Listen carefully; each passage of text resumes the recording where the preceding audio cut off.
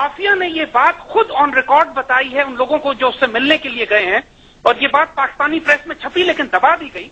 आफिया काम कर रही थी, शी वॉज अ न्यूरोलॉजिस्ट, वो एक न्यूरोसर्जन थी, न्यूरोलॉजी पे काम कर रही थी, बायोकेमिस्ट्री पे काम कर रही थी, और उसकी रिसर्च बहुत क्लासिफाइड थी। वो उन सब्जेक्ट्स पे काम कर रही थी कि जिनके बारे में अमरीकियों को खतरा ये था कि आइंदा आने वाले वक्तों में ये बायोलॉजिकल वेपन्स बनाने के काम आ सकती है।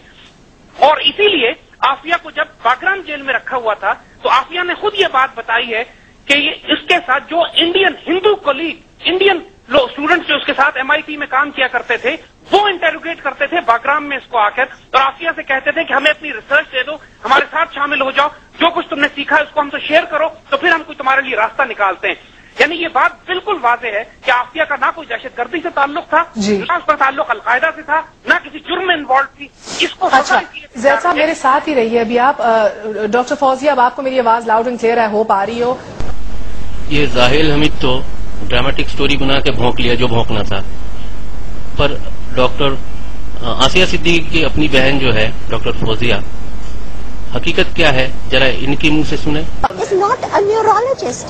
She is not a neurosurgeon. She is not even a medical doctor, for God's sake. She's a neuroscientist. PhD in education. Okay. No, she's a PhD in education.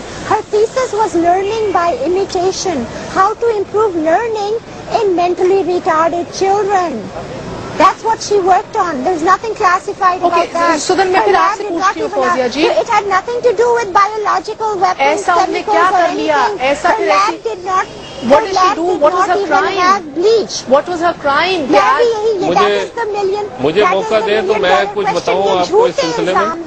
अब पता चला ये जाहिर के नस्ल और फसल जो है क्या भौंक रहा था, वो है PhD के डॉक्टरेट, और ये जाहिल के नस्ल और फसल उसको कन्वर्ट करा के उसको डॉक्टर ऑफ मेडिसिन यानी MBBS में कन्वर्ट करा दिया।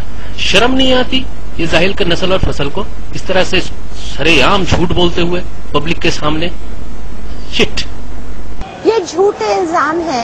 I mean, for God's sake, at least get your facts straight. आप एनालिस्ट हैं। डॉक्टर फौजिया, प्लीज बुरा नहीं मानिए इस बात को।